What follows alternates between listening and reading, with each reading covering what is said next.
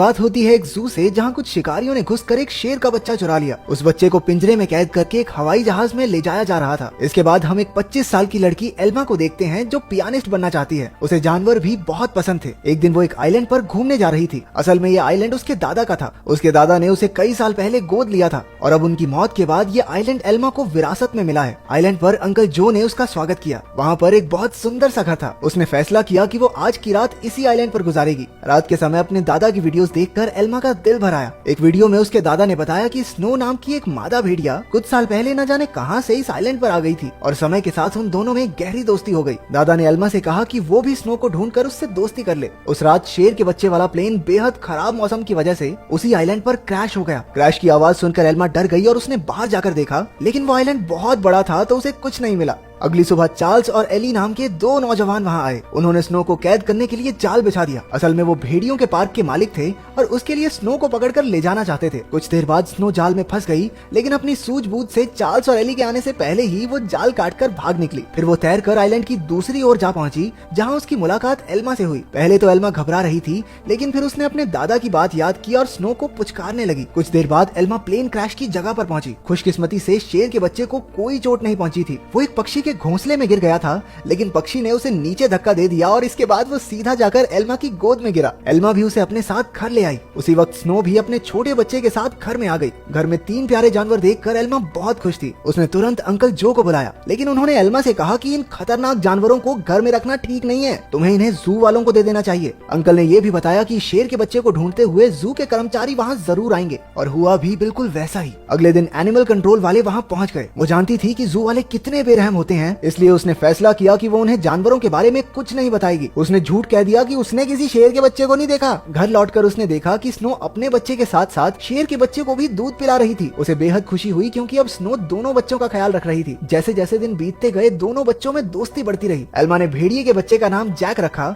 और शेर के बच्चे का नाम ड्रीमर। उधर अंकल जो को चिंता थी कि ये जंगली जानवर एल्मा को कोई नुकसान न पहुंचा दे, लेकिन इसी तरह कुछ महीने गुजर गए और अब दोनों बच्चे थोड़े बड़े हो चुके थे। एल्मा उन्हें आइलैंड पर घुमाने ले जाती और अपने दादा की मनपसंद जगह पर उनके साथ खेलती भी थी। बदकिस्मती से एक दिन जब एल्मा पियानो के एक ऑडिशन के लिए गई थी, तो पीछे से वो भेड़िए के पार्क वाले आइलैंड पर घुस गए। इस बार वो स्नो को कैद करके अपने साथ ले ही गए। उधर एल्मा का सिलेक्शन भी हो गया और वो बेहद खुश थी, लेकिन जब वो घर लौटी तो उसके होश उड़ गए। उसके घर का सारा सामान बिखरा हुआ था क्योंकि दोनों बच्चे भूख की वजह से परेशान हो गए थे। एल्मा ने स्नो को ढूंढने के लिए पूरा आइलैंड छान मारा, लेकिन स्नो तो वहाँ थी ही नहीं। अब उसे ही बच्चों का पेट भरना था, इसलिए उसे ना चाहते हुए भी अपनी पियानिस्ट की नौकरी छोड़नी पड़ी। एक दिन अंकल जो फिर से वहाँ आए और खूंखार जानवरों को अब तक वहाँ देखकर गुस्से से भर गए। उसने एल्मा से उसी वक्त जानवरों को जू में भेजने को कहा, लेकिन एल्मा ने उन्हें समझाया कि उसके दादा की यही इच्छा थी कि वो जानवरों के साथ रहे और फिर जू में न जाने इन मासूमों पर कितने अत्याचार होंगे। आखिरकार अंकल जो भी मान गए और एल्मा को गले से लगा लिया। अब उनका सारा समय जानवरों को खाना खिलाने और उनका पूरा ध्यान रखने में जाता था। एल्मा को जैक और ड्रीमर से बहुत प्यार था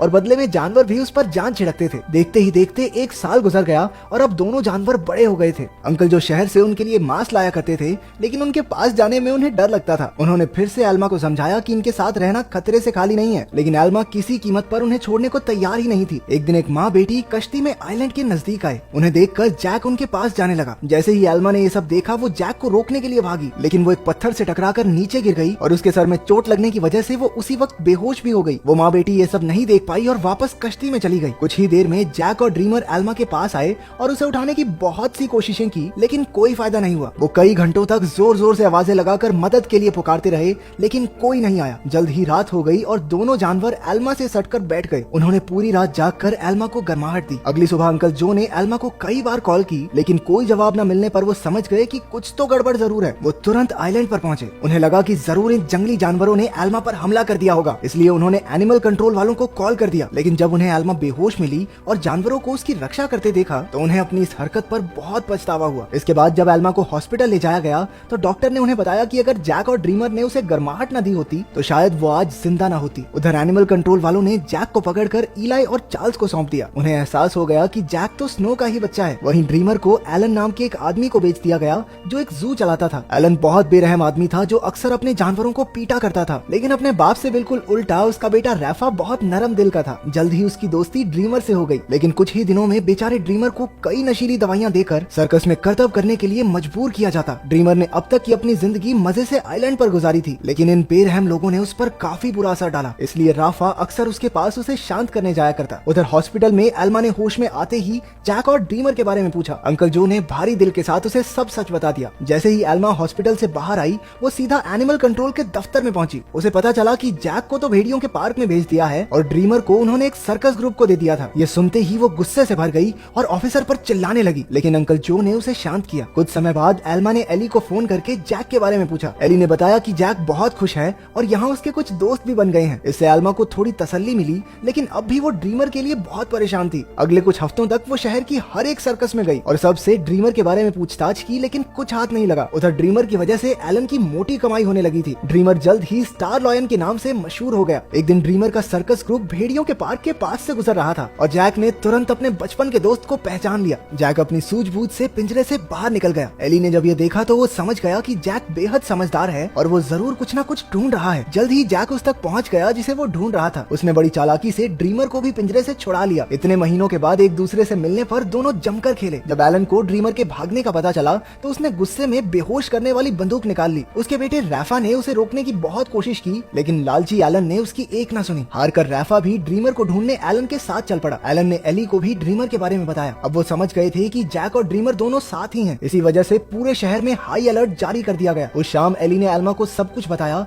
और कहा कि एनिमल कंट्रोल वाले दोनों जानवरों के पीछे पड़े हैं। ये सुनकर एल्मा घबरा गई, लेकिन एली ने बताया कि उन्होंने जैक के शरीर में एक ट्रैकर फिट किया था। जैक और ड्रीमर की आखिरी लोकेशन एक जंगल के आसपास थी। अब एल्मा और एली ने मिलकर जानवरों को ढूंढने का फैसला किया। उधर दोनों जानवर शहर में खुलेआम घूम रहे थे, इसलिए पुलिस ने शूट एट साइट के ऑर्डर्स दे दिए। बाद में दोनों जानवर फिर से जंगल में पहुंच गए, जहां एलन और रफा ने उन्हें देख लिया। लालची एलन ने ड्रीमर पर अपनी ट्रैंकुलाइजर गन से हमला कर दिया, लेकिन उसी वक्त जैक बीच में आ गया और अपने दोस्त के बदले खुद गोली का शिकार हो गया। बेचारा जैक तो उसी वक्त बेहोश हो गया, जबकि ड्रीमर को वहां से भागने का मौका मिल गया। उसके भाग जाने के बाद रैफा ने तुरंत जैक का ट्रैकर हटाकर उसे एक दवाई दे दी, जिससे बेहोशी की गोली का असर खत्म हो जाए। कुछ देर बाद बाप बेटा एक बार में पहुंचे और एली और एल्मा भी एक ट्रैकर के जरिए उन तक पहुंच गए। एलन ने उनसे कहा कि उसके पास कोई ट्रैकर वगैरह नहीं है और उन्हें बाहर भेज दिया, लेकिन समझदार रैफा ने बाथरूम का बहाना बनाकर एली और एल्मा को सब सच बता दिया। वो उन्हें जंगल में ले गया, जहाँ आखिरकार उन्हें ड्रीमर मिल गया। इसके बाद ड्रीमर उन्हें एक झोपड़ी में ले गया, जहाँ जैक आराम कर रहा था। खुशकिस्मती से उसे सही टाइम पर होश आ गया था, लेकिन तभी उन्हें पुलिस के आने का शक हुआ तो एल्मा ने दोनों जानवरों को खुफिया रास्ते से भगा दिया। अब आइलैंड तक पहुंचने के लिए उन्हें सिर्फ एक नदी पार करनी थी। पुलिस से बचने का एक यही रास्ता था,